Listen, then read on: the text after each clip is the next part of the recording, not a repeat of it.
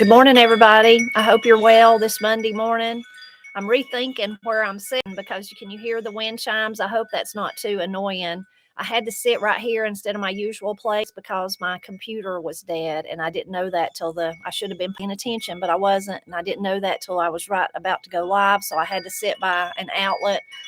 So that's why I'm on the swing here instead of my usual place, and I hope that's not too annoying. If it is, I apologize. Maybe it's a little breezy, airish this morning here in the mountains of southern Appalachia where I'm at. I hope that's not going to be annoying. I wonder if I could take them down. Maybe I should. Hold on just a minute and let's see if I can take them down so you don't have to hear me and the chimes.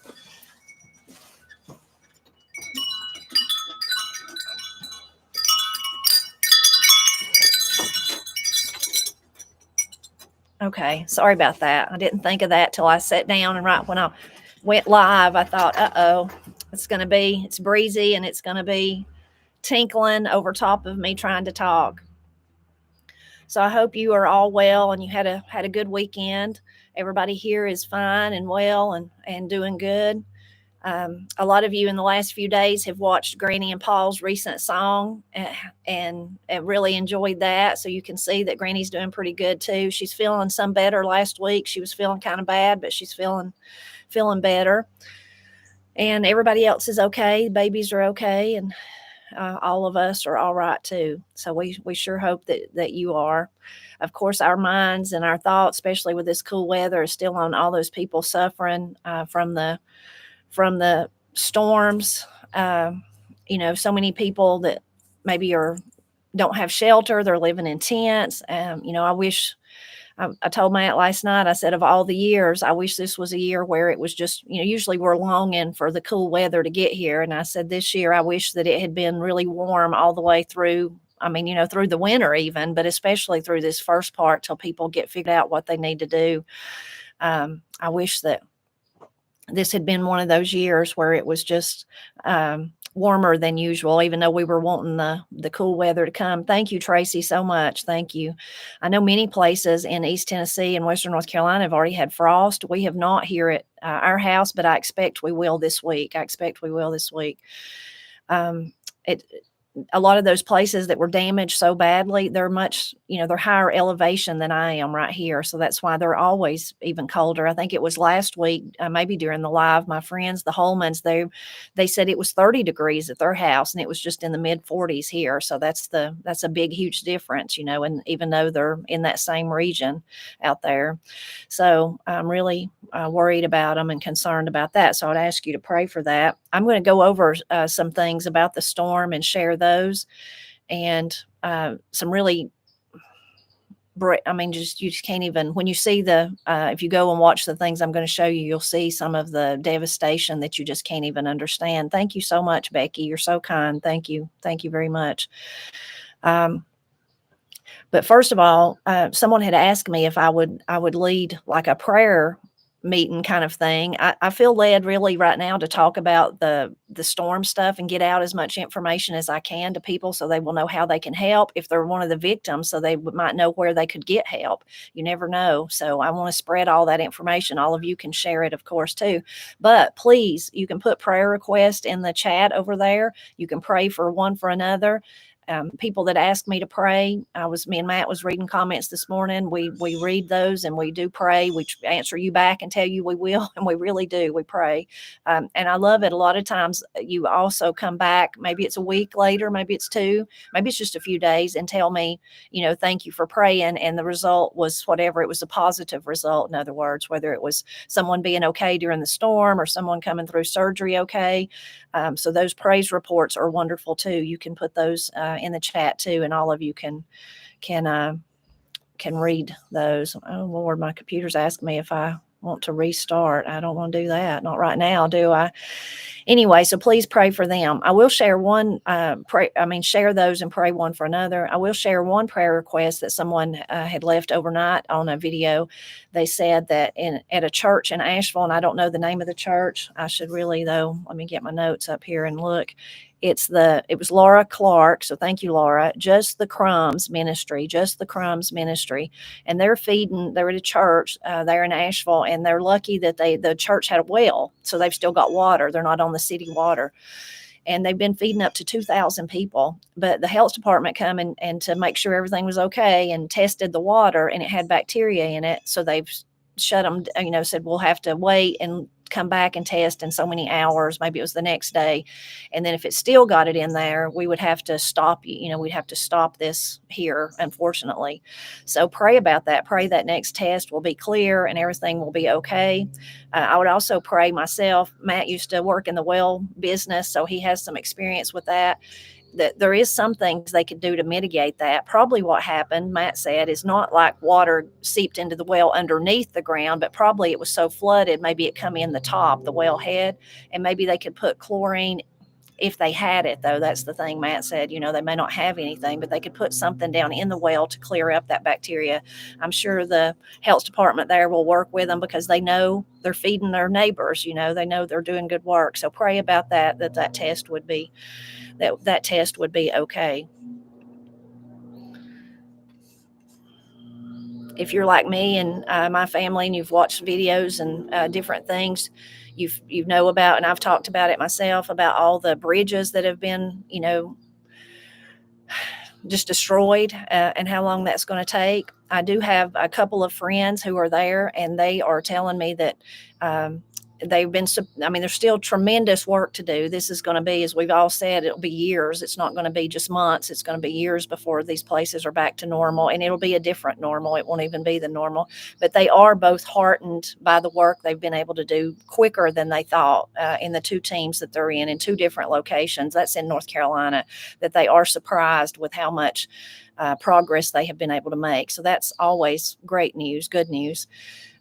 A lot of, I wrote about this last week on The Blind Pig and the Acorn. So if you read what I write there, you've already seen it, but a lot of the places in the videos I've noticed, here where I live, even growing up around the creek and stuff, we have foot logs. We call them foot logs. You've likely seen them in national parks or something like that, where it's a nice big leveled out log going across, and there's a handrail and all that. The ones here might not be that nice, but still it's a way for you to go across the creek without getting wet. And I've seen in those videos a lot of where they've made do. They've put ladders across. They've put boards across. A lot of you told me that they had been using even trailers, like tractor trailers, and putting them across like that. So ingenuity of people is amazing, and the determination to get back to some kind of normal, to have a way of transportation, of whether it's walking or cars or ATVs or bicycles or anything like that. So those are really amazing to see those things happening. Some of the videos I want to share with you, and my friend sent me this one, dear friend, that's sending me so much stuff about it. It's where a lot of my information is coming from, and I so appreciate her sharing this.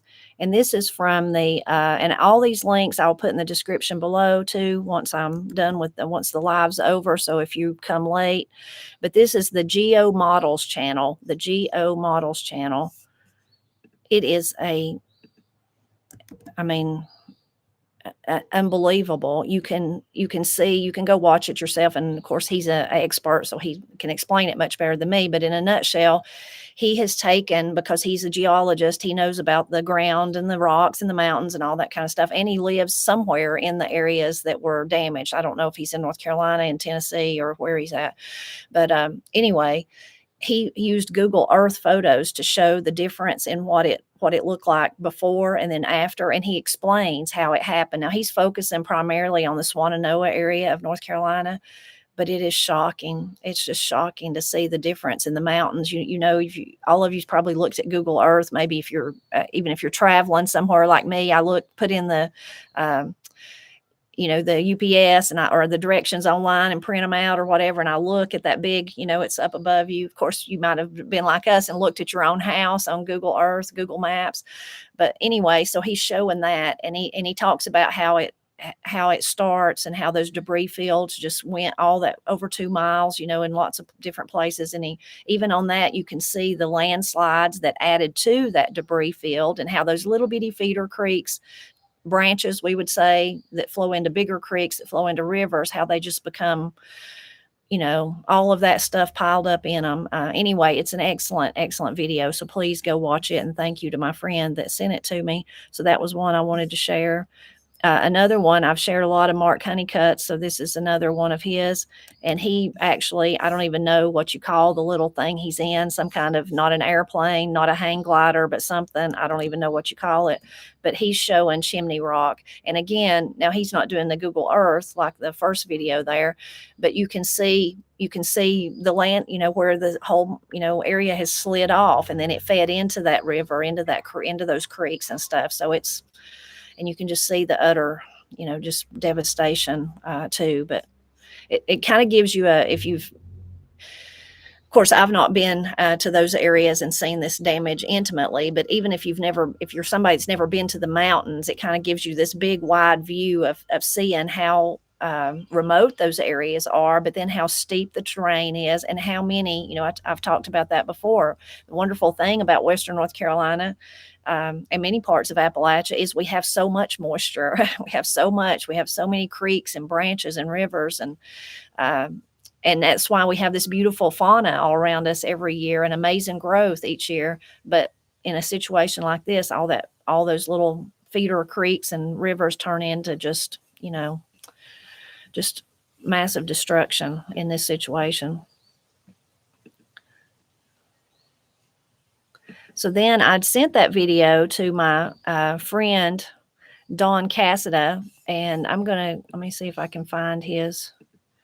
I'm just going to read you part of his email, and I'll share some of these links. So Don is like the premier person if you want to know about the Smoky Mountains, as far as old home sites and people, the history of the park, especially before it was a park, the people that once called that area home. Anyway, so he's telling me that since he's been back in Swain County, he grew up there, but of course he had to do like a lot of people, move off for work, and then he's been back, for several years now. But it says there's been at least 2 similar debris events, talking about those big pushes of debris that pile up. One was on the head of Lands Creek, but it was relatively minor one, not even reaching to Lands Creek proper. One was on Balsam Corner Creek of Straight Fork, which is a feeder of Raven Fork, which you and I, me and Don, went on a short ways up before the gas reunion. If you watch my video about that reunion, you've seen that. It got little or no mention because its effect was entirely in the park. In other words, it didn't affect any houses or any people or even any roadways.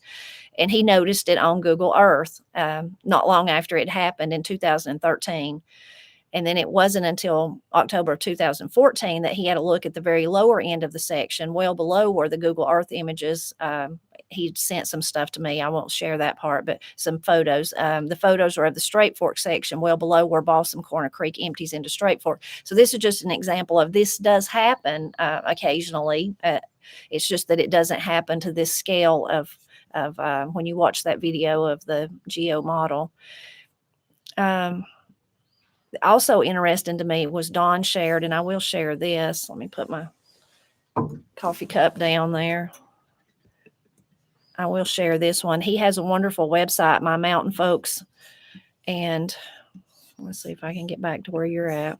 And this is something that he's wrote in the last few days, but he already knew about it. His daddy had told him about it, Commodore, that in 1940 there was a severe flood, and it come through, I'm sure it affected Asheville and Haywood and Henderson and on out through there, but it also, Swain County, where he was from, was really bad. And his father, Commodore, who I actually got to meet before he passed away, remembered it. And so if you go to that link, Don shares some amazing photos from Swain County at that time, and then also some other information about floods and about different things. So I thought that was really, really interesting. I should have known he would have had a lot of stuff to add about it.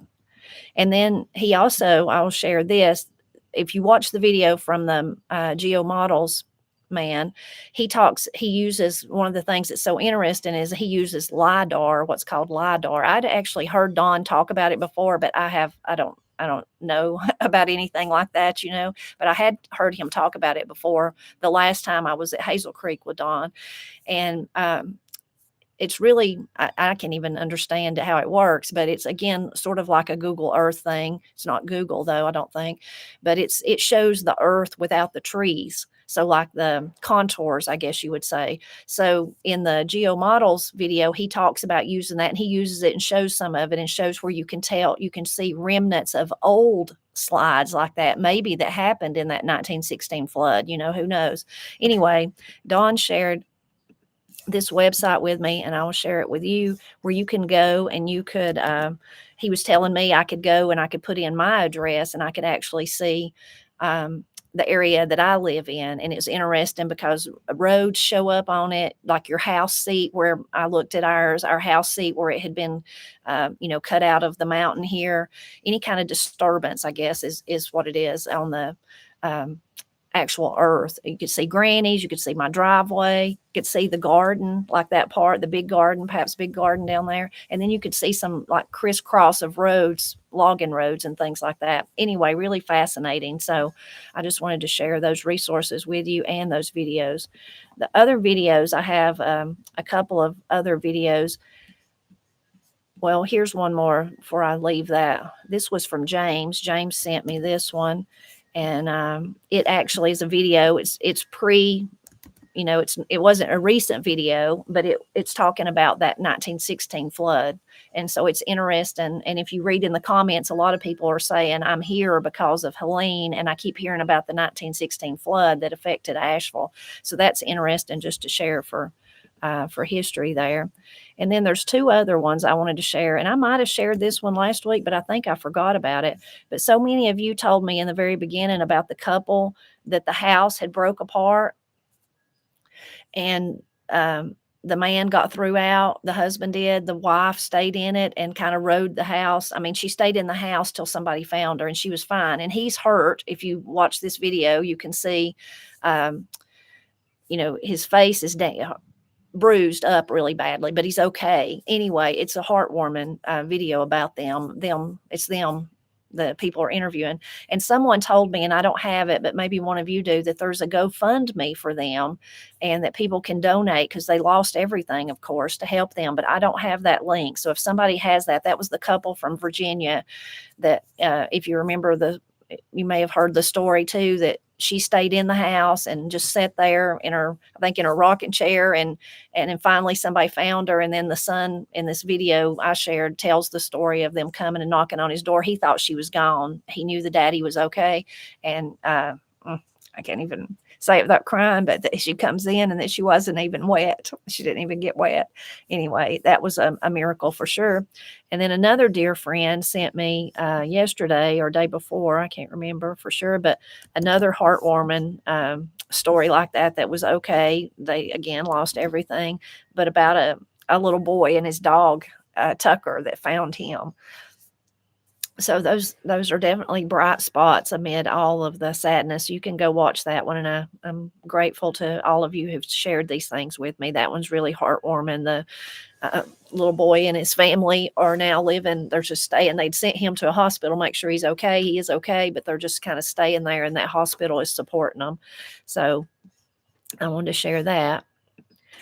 And I'm going to share a little bit more information from Don Cassida. It's the encouraging part, but how I was talking about my two friends that are there are saying that it's terrible, but they have been impressed with the progress and pleased with the teams. They're on two different teams working for two different organizations, but they are making. So Don said, this was on Sunday, there has been substantial progress, 69% reduction in the outages made in power restoration in Western North Carolina since Wednesday. But some of the sections which see the coldest weather in the area, like Yancey and Mitchell counties, still have almost a third of their folks without power. Based on the Duke Energy outage maps, the bulk of those are in isolated sections, and I suspect that road access will still be a problem for some. Prayers are sorely needed for the line crews and construction folks who are helping gain vehicle access. They're bound to be getting weary from long day after long day, not just from the work itself, but the toll of seeing the extent of destruction and its impact on the lives of the folks they're trying to help. The same is true for the folks from Samaritan's Purse, Baptist on Missions, and others offering feet on the ground help. So, very true. We need to remember all of those helping, and of course for their safety and their strength and things like that. But it would be a mental, Dawn's right, it would be a mental toll. I've shared those in some of my other videos, and I will add links to the videos where I've talked about things before. So, and in the descriptions, it's where all the links are if you wanted to go back to that and access any of them. But definitely, there's in Tennessee, the resource that was doing stuff for pro bono if you needed mental health issue, just someone to talk to if you're just having a tough time, if you're one of the victims. So you can find that, or I'll put it in this description too. But Dawn's right. Well, actually right here it is. So it's right handy. And this was my friend sent me this too. There it is. And I'll put it in the description of this one.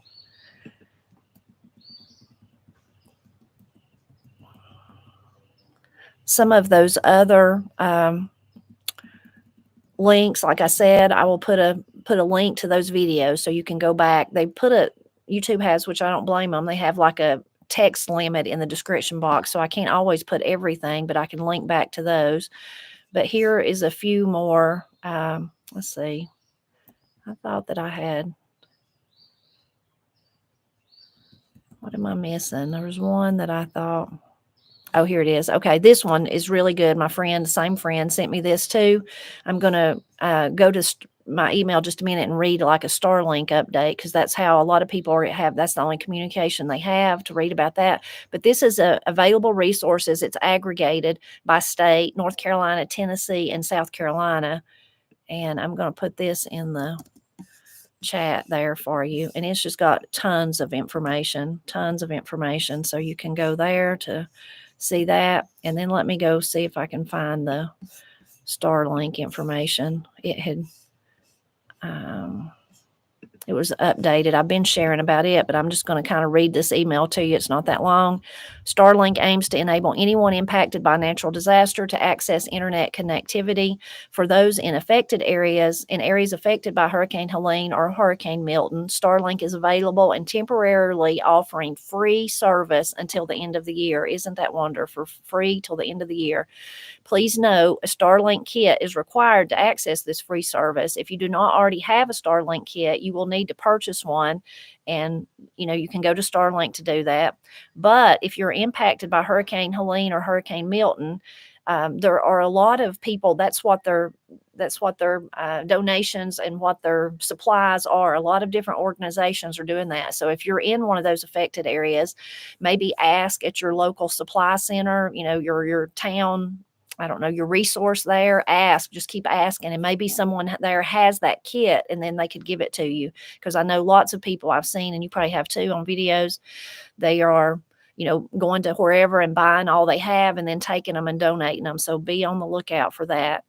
And then let's see, if you're a new customer, you do get one of those, or you buy it, or you're able to get a donated one. It says go to starlink.com residential, enter your address and click order now, select the hurricane relief service plan and check out.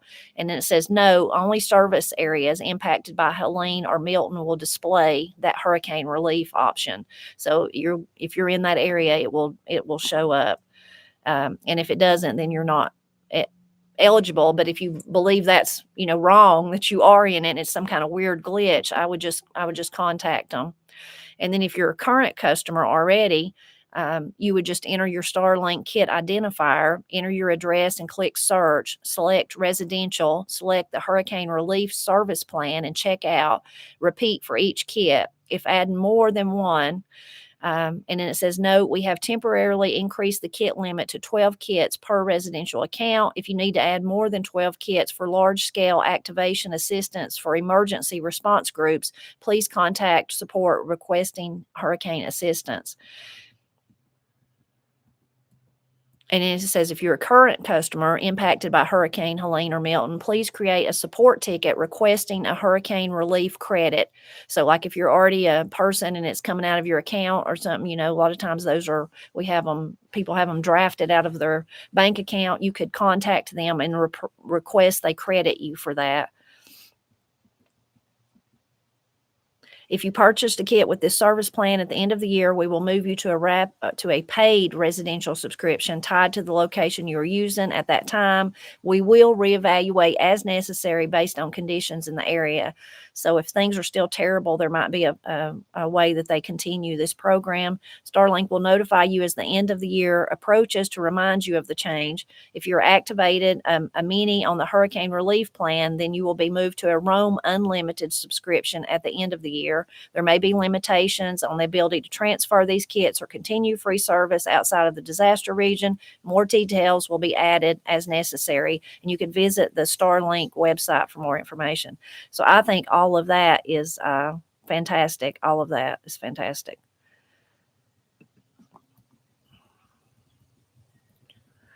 That is how so many of the people are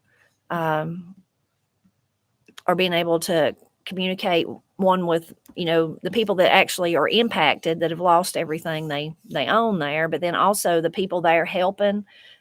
They have been using those, because if you're a big team of, Samaritan's Purse or whatever, you need to be able to communicate with each other at two. And if there's no communication, so they've been also using them. Steve, thank you so very much. Thank you. Let's see. This is I can't even remember now what link I got. I better go back and look. This was the North Carolina employment. So if you have lost your livelihood and you need to apply for unemployment, this is a place you could do that. Again, I feel even bad sharing all this, because if people don't have they don't have electricity, they don't have a phone, they don't have a computer because they lost it all. But hopefully, if you know someone like that, you can reach out to them and help assist them to get to where they need to go to actually apply for these things. So let's see.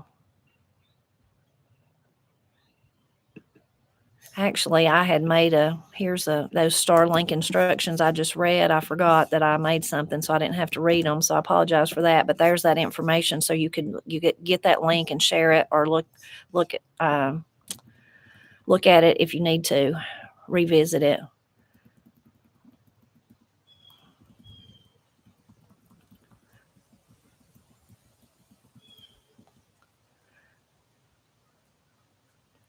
This was another little encouraging update I had from Holman's Homestead. My friends up there said, great news. They are getting a temporary road built between Mountain City and Trade, Tennessee, and Trade is starting to get power back on. That was last week when they told me it was 30 degrees as I'm writing this. So let me get all of this. I shared this in one of the last video, but I will share it again. This is Carter County, Tennessee, and that's a form where if you live there and you had damage, you can go fill that form out, and that's requesting you want volunteers to come help you clean up. So that's a good one to share. One of the ones that people keep continuously mentioning, keeps coming up over and over and over, is that the Bristol Motor Speedway's disaster relief hotline. And that's a place that you could find out so much information or help from them. So I'm going to put that one in there. That's one. And those, this was from, this is WNC regional livestock,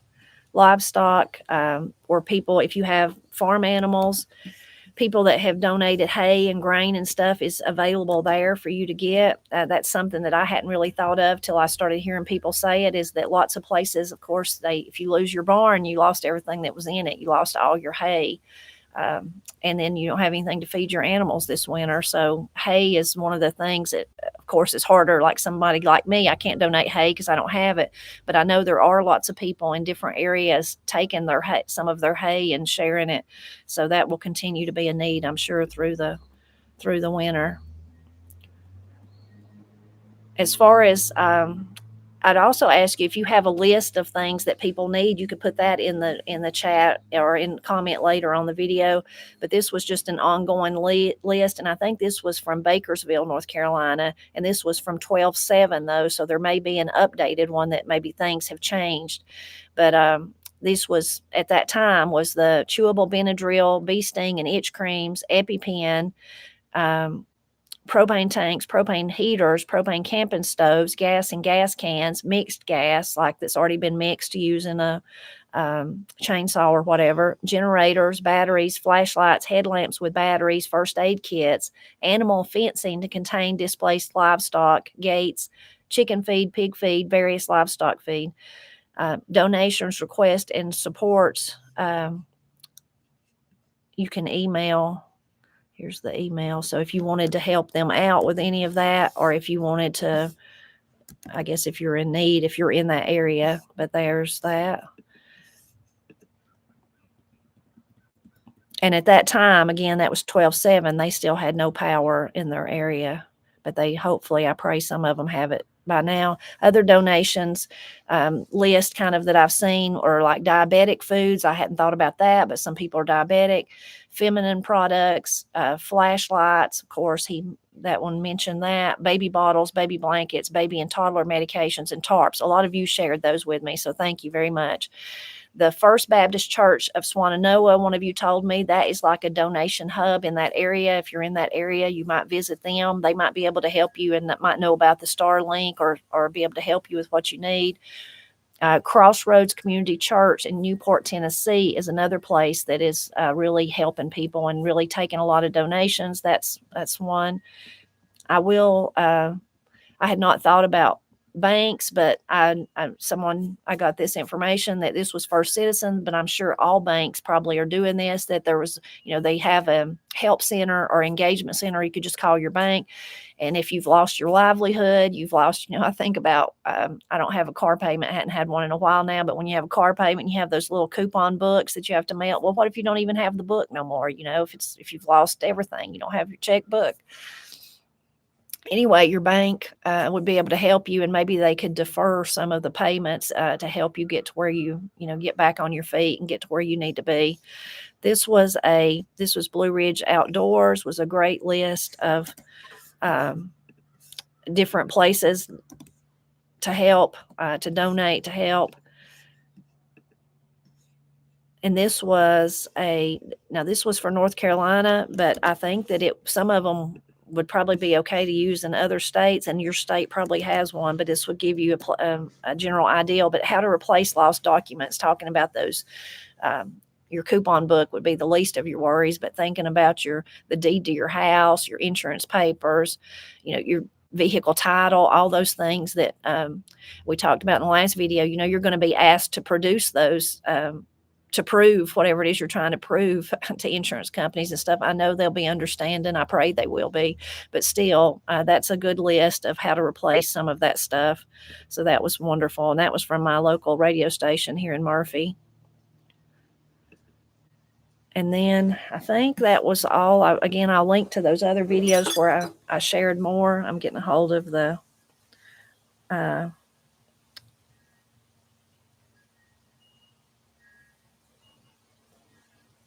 okay, let's see. Let me see if I can find.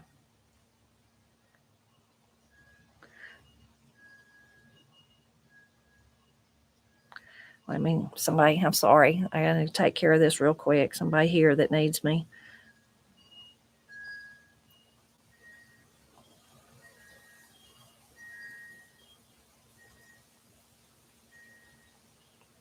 Okay. Okay. I didn't have as much wisdom to share. I do have some though, but mixed in with this wisdom will be some more storm information. And I know you'll say that's okay. There's not that much of any of it though to share this week.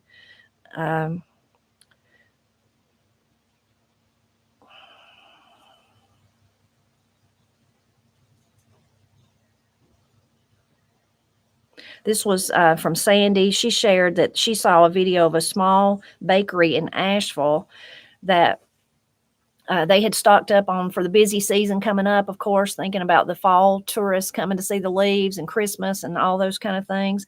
So they used all of their supplies to feed 300 people a day last week, now making 200 loaves of bread a day as peanut butter is being provided at distribution sites, but no bread. Just a husband and wife business that needs a hand. The name of it is West End Bakery in Asheville. And they had a GoFundMe. So maybe you could look on Facebook for that. West End Bakery in Asheville. Thank you for sharing that, Sandy. This was Chair K4, CHAIRK4. Troyer, maybe, TROYER, County, Amish, Blatz, BLATZ, 14 Bon E. Lane, Fairview, North Carolina. The Midnight Disaster Service and locals have got a working well to fill water. They have food, diapers, and other supplies. Also has free fresh sandwiches, 9 a.m. to 6 p.m. If you go get a sandwich, and give my sister-in-law my love. So thank you so much for sharing that. That's a great resource for people there in Fairview that was desperately hit with the storm. They're in desperate situation.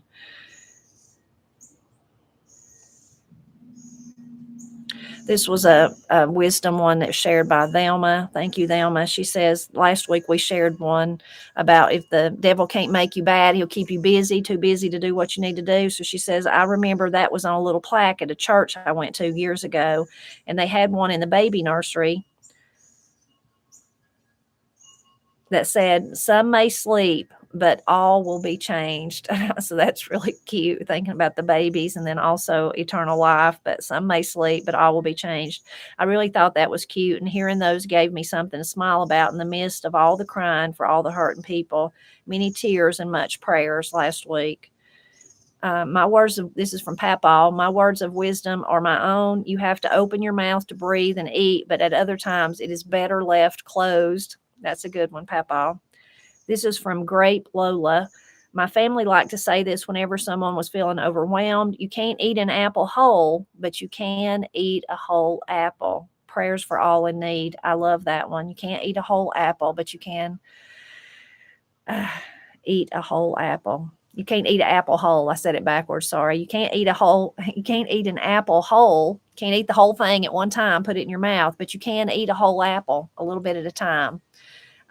Love that. And that definitely fits for all the people in need.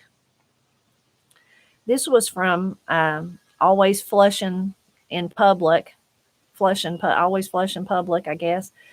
You can announce this since my communication goes through Meadow. We can help any large family. We have a 3-story home and the bottom is not used. It has a fridge, full bathroom, twin bed, 2 doors, and spacious, I think maybe closet. You contact Pastor Ricky Rogers in Hayesville. We also have extra sleeping bag, adult, sub-zero adult size.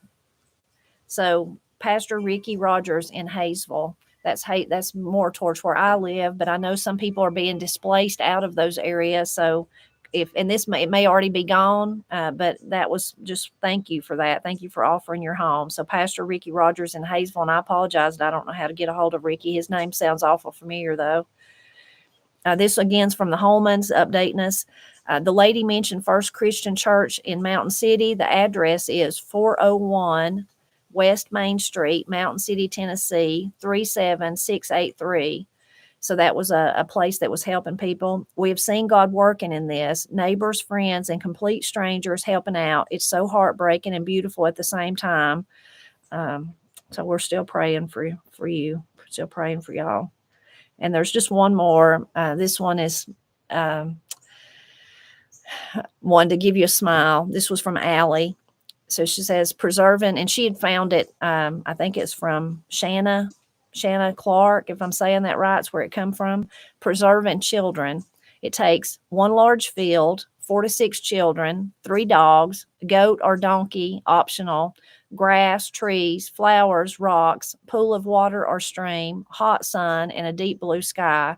Mix the children with the dogs and goat, add next 4 ingredients, pour out onto the field near the water, cover all with blue skies and sunshine, mix in Mix in a little rain for variety if you like. Bake under the sun until children are well browned and happily satisfied. Set them away in the bathtub to cool. Serve them dinner, read a story, and tuck them into bed. I wish every child could have that. Every child could have that childhood all over the world. That's really, really cute, but really sweet too. And that would be my prayer, is that every child could experience that life. That is the most important thing, is prayer. I keep saying that's our greatest weapon. Please continue to pray for all these people suffering from Florida to Virginia and people all over the world. As I say, God is a mighty God, and I'm bad to limit him to my little area. He's the God of all. So he can help people I never met, never will met here, but he can also do that on the other side of the world. So pray for our world, pray for all these people suffering from the storms. Pray for all those people giving aid, that they would be safe, that they would have strength, that they could get through this. And I thank all of you who've been praying, who've been donating, who've been helping, who've done all the wonderful things you've done. I really appreciate it. I'm always grateful when you stop by to help me celebrate Appalachia, but I'm even more grateful that you're doing all this. So I really thank you. I hope you have a wonderful week. I hope you have a wonderful week, and I love you all. Bye-bye.